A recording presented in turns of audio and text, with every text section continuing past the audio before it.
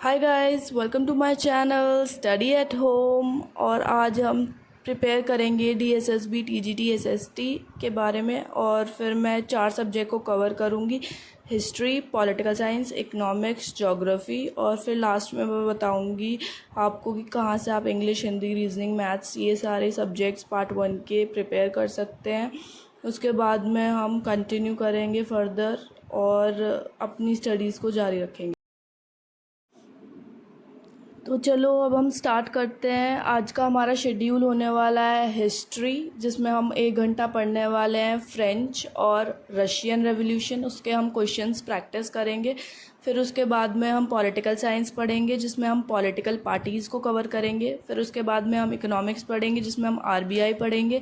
फिर उसके बाद में हम पढ़ेंगे ज्योग्राफी, मोशन ऑफ द अर्थ। तो हिस्ट्री के मैंने कुछ क्वेश्चंस प्रैक्टिस के लिए इकट्ठे किए हैं। अगर आपने ये टॉपिक्स कवर कर लिए हैं, फ्रेंच और रशियन रेवोल्यूशन, तो आप प्रैक्टिस कर सकते हैं। सबसे पहला क्वेश्चन है,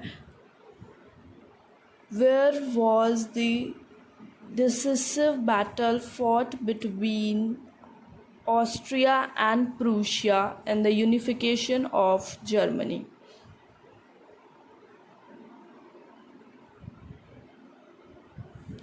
So the answer is Sedova.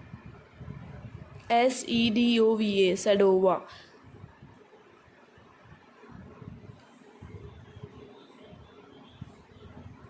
Question number 2. Who was described as the sword of Italian unification?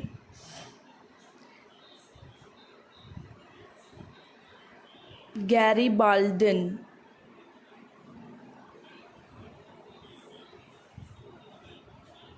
Next question. Who was the founder of Young Italy? Mazzini. Mazzini is the founder of Young Italy, who is also known as pioneer of Italian unification. Next question. When was the title of King of Italy assumed by Victor Emmanuel II? In which year? So the answer is 1861. Next question. अब हम करेंगे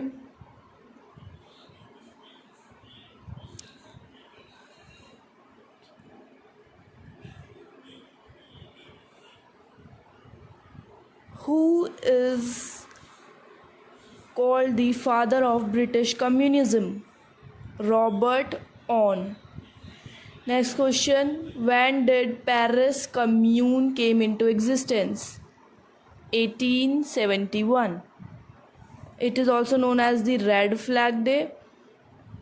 After then, what was the Karl Marx book Das Kapital published? when was Karl Marx book कब publish की गई थी? तो 1867 में book complete की गई थी। तो फाइनली हमने बहुत सारे क्वेश्चंस प्रैक्टिस कर लिए हैं। आप घर पर रिवीजन करें। अब हम नेक्स्ट टॉपिक को कवर करेंगे, उसको रिवाइज करेंगे। तो हमारा जो नेक्स्ट टॉपिक होने वाला है, that is the political parties. तो पॉलिटिकल पार्टीज़ जो हैं वो एक कॉन्स्टिट्यूशनल ग्रुप है पीपल का, जिसमें हम कंटेस्ट करते हैं इलेक्शंस को, फॉर्म करते हैं गवर्नमेंट को। To acquire political power, policies and program बहुत ज़्यादा ज़रूरी हैं और कलेक्टिव इंटरेस्ट भी बहुत ज़्यादा ज़रूरी है।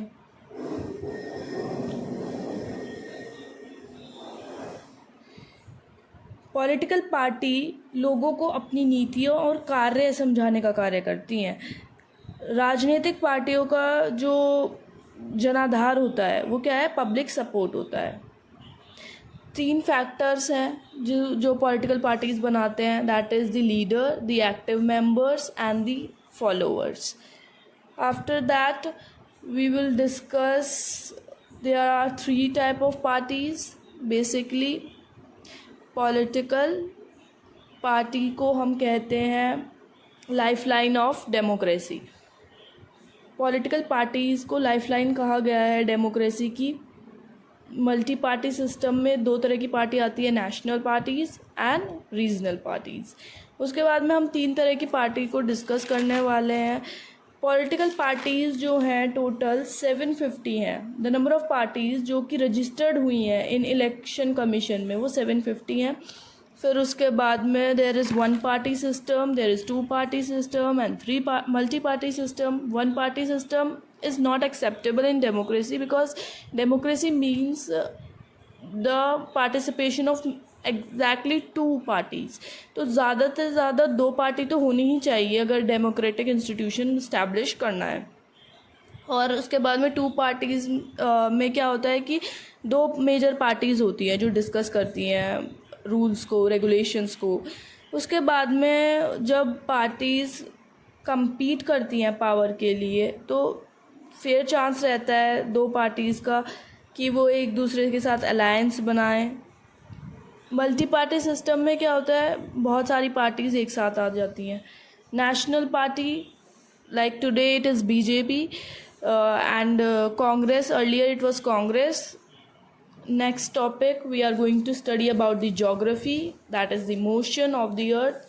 Mainly two basic concept we are going to cover which is in class NCERT class 6th NCERT, that is the rotation and revolution. When the earth revolve around the sun and also rotate on its axis, it is called as the rotation. when earth revolve करती है sun के चारों तरफ तो उसको क्या कहते हैं, रोटेशन।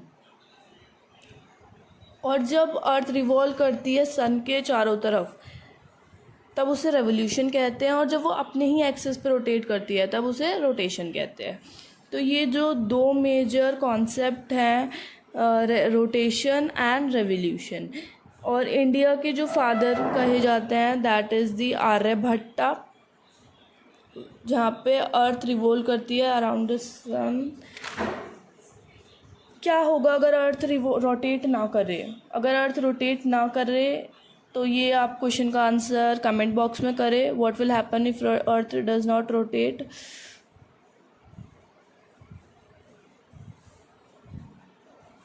तो next question is when does the earth complete one revolution on its axis? That is 365 days 1.25 days। After that what is called earth northern solstice? तो 21st June is known as the earth northern solstice। After that we are going to cover the next topic, that is the RBI. RBI is the Reserve Bank of India।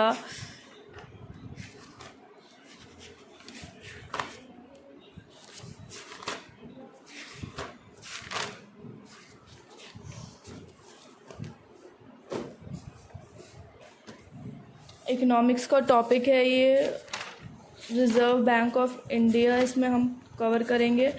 और ये बहुत ज़्यादा banking sector से related है। RBI का जो idea था सबसे पहले किसने दिया था? डॉक्टर अंबेडकर ने दिया था। जो बुक थी उनकी द प्रॉब्लम ऑफ रूपी, its origin and it's solution. तो ये बुक लिखी थी डॉक्टर बी.आर. अम्बेडकर ने।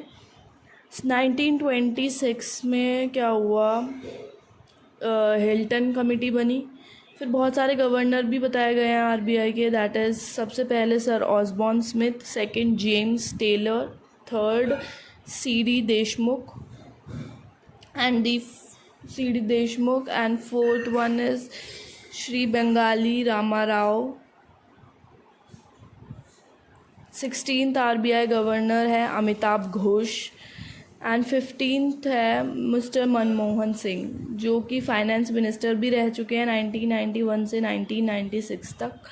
संजय बारू ने इनके ऊपर बुक लिखी है, एक्सीडेंटल प्राइम मिनिस्टर। पहले जो था LPQ का मॉडल था जो कि इंट्रोड्यूस किया है इन्होंने, कैंसिल करके इन्होंने इंट्रोड्यूस किया है LPG का model, that is liberalisation, privatisation and globalisation. Here we are discussing about the जो बैंक नोट होता है वो कौन पब्लिश करता है, वो प्रेस रिलीज़ करती है आरबीआई के द्वारा, वो सर्कुलेट और डिस्ट्रीब्यूट किया जाता है आरबीआई के द्वारा। सिग्नेचर जो होते हैं उसमें वो भी गवर्नमेंट ऑफ आरबीआई के होते हैं, जैसे कि ₹2000 सिग्नेचर गवर्नमेंट के होते हैं, और जैसे कि ₹2000 ये जो नोट हैं इनके। मैथ्स जो है आप आदित्य रंजन से कर सकते हैं, हिंदी आप जो है कोई भी यूट्यूब चैनल सेलेक्ट कर सकते हैं, इंग्लिश के लिए आप नीतू सिंह की पैरामाउंट की बुक यूज़ कर सकते हैं, और रीजनिंग के लिए आप पीयूष सर को गो थ्रू कर सकते हैं यूट्यूब से। तो ये सारे जो चीज़ें हैं अगर आप फॉलो करेंगे तो एक परफेक्ट टाइम टेबल बन जाएगा। इसी तरह मेरे साथ पढ़ते रहिए, अपना रिवीजन करते रहिए। अगर आपको लगता है कि मैं आपकी हेल्प कर पा रही हूँ तो प्लीज़ कमेंट करें, शेयर करें, लाइक करें, और मेरे चैनल को thank you to all of you too, अगर आपने लास्ट तक वीडियो देखी है तो मीन्स आप बहुत ज़्यादा सेटिस्फाइड है मेरी वीडियो से। तो ज्वाइन करें मेरा टेलीग्राम चैनल जिसमें मैं अपनी नोट्स भी दे रही हूँ, और उसमें मैं जो है टारगेट्स भी बताती हूँ आपको कि कौन से टारगेट आपको किस दिन अप्लाई करने चाहिए, क्योंकि टारगेट बहुत इम्पॉर्टेंट है। टॉपिक को सिलेक्ट करते टाइम हमें टारगेट्स देखने चाहिए। सब्सक्राइब करें।